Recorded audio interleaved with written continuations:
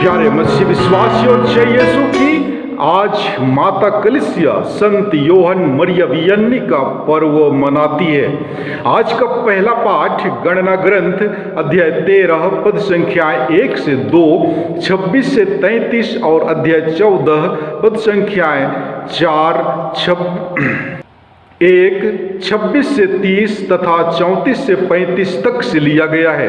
वचन कहता है, प्रभु ने मूसा से कहा, जो कनान देश मैं इस्राएलियों को देने जा रहा हूं, उसकी टोह लगाने के लिए आदमियों को भेजो, हर एक वंश से एक प्रतिष्ठित व्यक्ति को।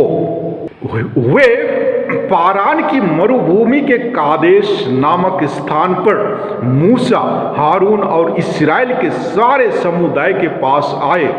उन्होंने उनके और सारे समुदाय के सामने अपना विवरण प्रस्तुत किया और उन्हें उस देश के फल दिखाए। उन्होंने मूसा से कहा, हम उस देश में गए जहां आपने हमें भेजा था। वहां दूध और मधु की नदियां बहती हैं। ये रहे वहां के फल। वहां के निवासी बलवान हैं, उनके नगर सुरक्षित और बहुत बड़े हैं। हमने वहां आनाक के वंशजों को भी देखा है। नेगेब प्रदेश में अमालेकी रहते हैं। पहाड़ी प्रदेश में हित्ती, यबूसी और अमोरी, समुद्र के किनारे और यरदन नदी के तट पर कनानी निवास करते हैं। कालेब ने मूसा के विरुद्ध भुनभुनाने वाले लोगों को शांत किया और कहा, हम वहां चलें और उस देश को अपने अधिकार में कर लें। हम उसे जीतने में समर्थ हैं। किंतु जो व्यक्ति कालेब के साथ गए थे, वे बोले, हम उन लोगों का सामना नहीं कर सकते क्योंकि वे हमसे बलवान हैं। वे जिस देश की टोह लगा चुके थे उसकी निंदा करने लगे और बोले, हम जिस देश की टोह लगा चुके हैं वह एक ऐसा देश है जो अपने निवासियों को खा जाता है। हमने जिन लोगों को वहां देखा है वे सब बहुत लंबे कद के हैं। हमने वहां भीमकाय लोगों को देखा। उन आनाकी भीमकाय लोगों के वंशज हैं। उनकी तुलना में हम अपने को टिड्डियां समझते थे और वे भी हमें यही समझते होंगे। सारा समुदाय ये बातें सुनकर जोर से चिल्लाने लगा और रात भर विलाप करता रहा। प्रभु ने मूसा और हारून से यह कहा, मैं कब तक इस दुष्ट समुदाय की शिकायतें सहन करता रहूं? मैं इस्राएलियों से अपनी शिकायतें सुन चुका हूं, उन्हें यह बता दो। प्रभु कहता है, अपने अस्तित्व की शपथ, मैंने तुम लोगों को जो बातें कहते सुना है उन्हीं के अनुसार मैं तुम्हारे साथ व्यवहार करूंगा। यहाँ इस मरुभूमि में तुम्हारे शव पड़े रहेंगे क्योंकि तुम लोगों ने मेरी शिकायत की है। जितने लोगों के नाम जनगणना के समय लिखे गए थे और जिनकी आयु 20 के ऊपर है, उनमें एक भी उस देश में प्रवेश नहीं करेगा जहां मैंने हाथ उठाकर तुम्हें बसाने की शपथ ली है। यफुन्ने का पुत्र कालेब और नून का पुत्र योशुआ इसके एकमात्र अपवाद हैं। तुम लोगों ने 40 दिन तक उस देश का निरीक्षण किया। उनका हर दिन 1 वर्ष गिना जाएगा। इसके अनुसार तुम्हें 40 वर्ष तक अपने अपराधों का फल भुगतना पड़ेगा और तुम जान जाओगे कि मेरा विरोध करने का फल क्या होता है। मैं प्रभु यह कह चुका हूं, इस दुष्ट समुदाय ने मेरा विरोध किया है, मैं इसके साथ वही व्यवहार करूंगा। यह इस मरुभूमि में समाप्त हो जाएगा। ये लोग सब के सब यहां मर जाएंगे। प्रभु की वाणी। ईश्वर को धन्यवाद। और आज का सुसमाचार पाठ संत मती के अनुसार पवित्र सुसमाचार अध्याय 15 पद संख्याएं 21 से 28 तक से लिया गया है।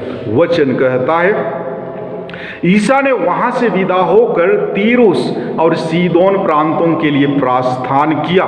उस प्रदेश की एक कनानी स्त्री आई और पुकार पुकार कर कहती रही, प्रभु दाऊद के पुत्र मुझ पर दया कीजिए, मेरी बेटी एक अपदूत द्वारा बुरी तरह सताई जा रही है। ईसा ने उसे उत्तर नहीं दिया।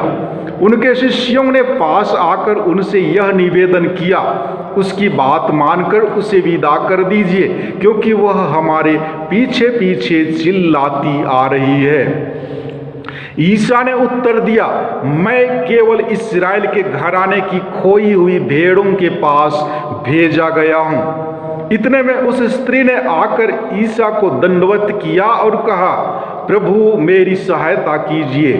ईसा ने उत्तर दिया, बच्चों की रोटी लेकर पिल्लों के सामने डालना ठीक नहीं है। उसने कहा, जी हाँ प्रभु, फिर भी स्वामी की मेज से गिरा हुआ चूर पिल्ले खाते ही हैं। इस पर ईसा ने उत्तर दिया, नारी तुम्हारा विश्वास महान है, तुम्हारी इच्छा पूरी हो। और उसी क्षण उसकी बेटी अच्छी हो गई। प्रभु का सुसमाचार। हे ख्रिस्त तेरी स्तुति हो। प्यारे मसीह विश्वासियों, ईश्वर बनाने वाले हैं, बिगाड़ने वाले नहीं। वह बिगड़े जीवन को बनाते हैं, विपरीत परिस्थितियों को अनुकूल बनाते हैं, टूटे रिश्तों को जोड़ते हैं। ऐसा इसलिए क्योंकि उसने हमें बनाया है। अपनी सृष्टि को वह बिगड़ते एवं नष्ट होते नहीं देख सकता है। अगर इस सच्चाई पर थोड़ा भी हमारा भरोसा है तो हमें निराशा नहीं होगी। परमेश्वर हमारे जीवन की कमी अवश्य दूर करेंगे। वह हमें भटकने नहीं देंगे, वह हमें खो जाने नहीं देंगे। कनानी स्त्री को मालूम था, पूरा भरोसा था कि प्रभु की थोड़ी सी कृपा उसके जीवन का भयानक कष्ट दूर कर सकती है, और ऐसा हुआ भी। उसकी विनम्रता प्रभु को गहराई तक प्रभावित करती है। प्रभु की कृपा की उसकी तड़प और चाह प्रभु का दिल द्रवित कर देती है। प्रभु की कृपा के लिए हम में थोड़ी भी चाह ना हो तो प्रभु क्या कर सकते हैं? जी हाँ, आज के सुसमाचार में हम पाते हैं कि किस प्रकार यीशु कनानी के साहस और विश्वास की भूरी भूरी प्रशंसा करते हैं। उसी कनानी स्त्री के दृढ़ विश्वास ने उसकी अपदूत ग्रसित बेटी को चंगा किया।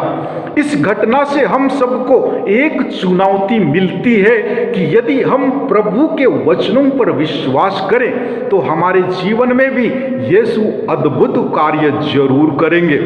मात्र विश्वास ही हमारी मुक्ति का कारण बन सकता है। इस विश्वास के साथ साथ हमें अपने जीवन को भी ईश्वर के कहे अनुसार चलाना चाहिए।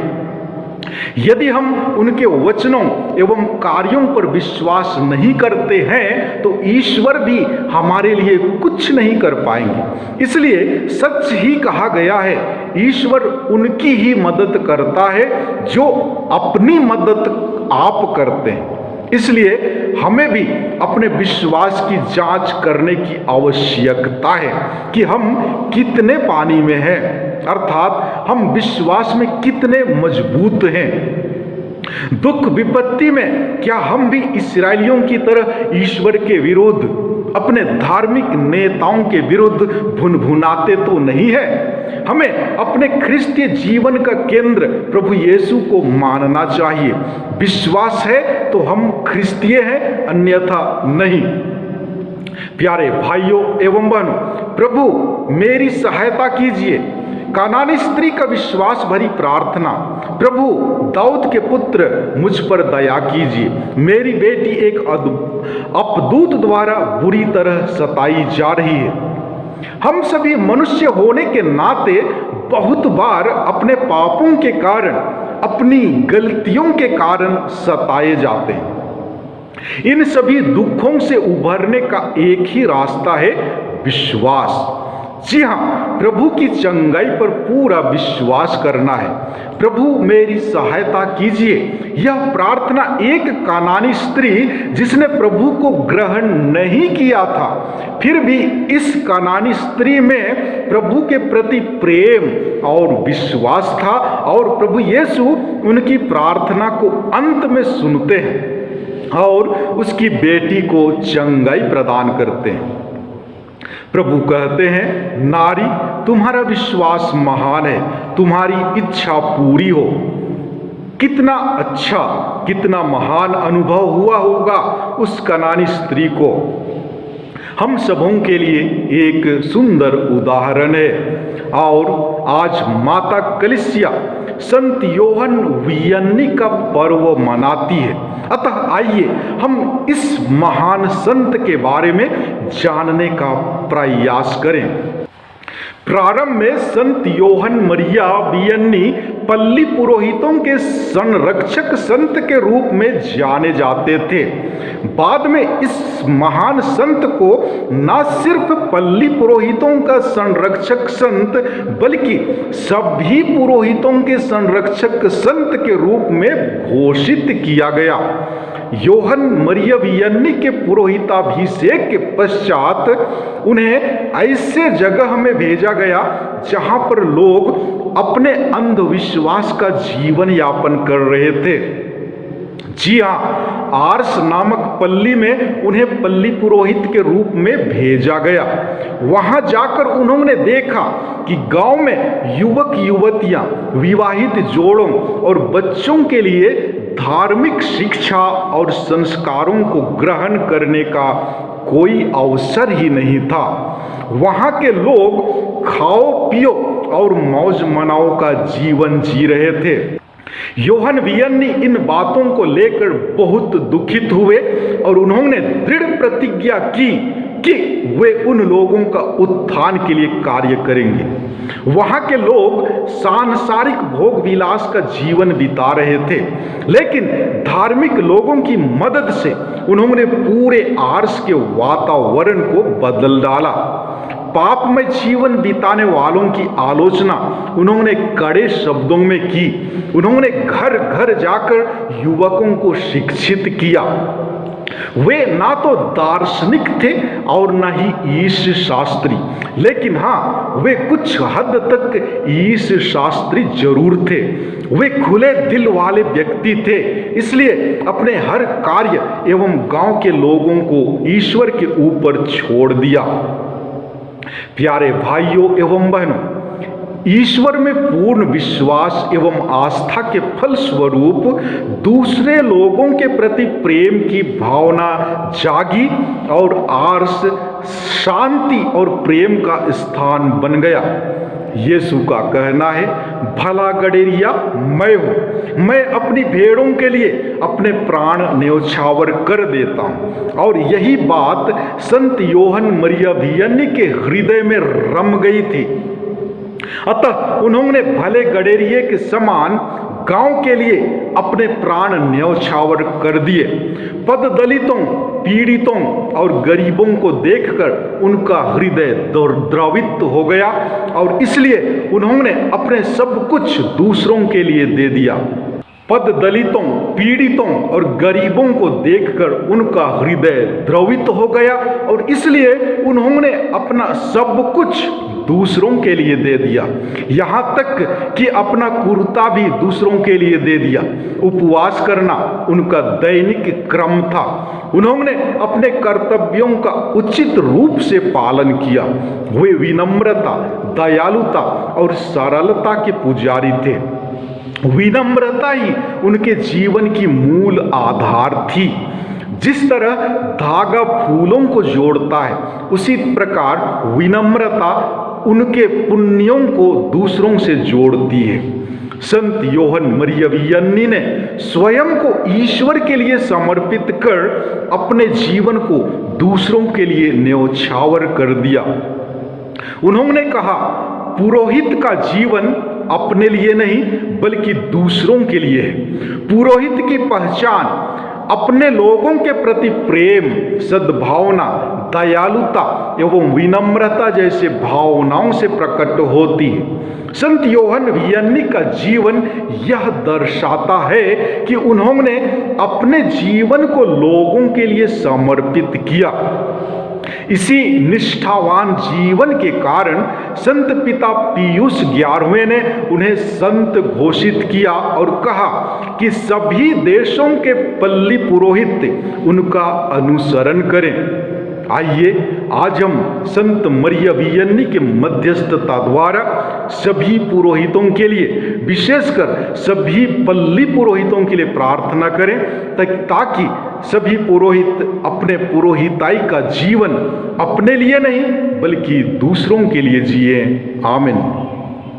विदा लेने से पूर्व आपसे आग्रह है कि यदि आपने मेरा चैनल अभी तक सब्सक्राइब नहीं किया है तो कृपया सब्सक्राइब, लाइक, कमेंट और शेयर जरूर करें। धन्यवाद।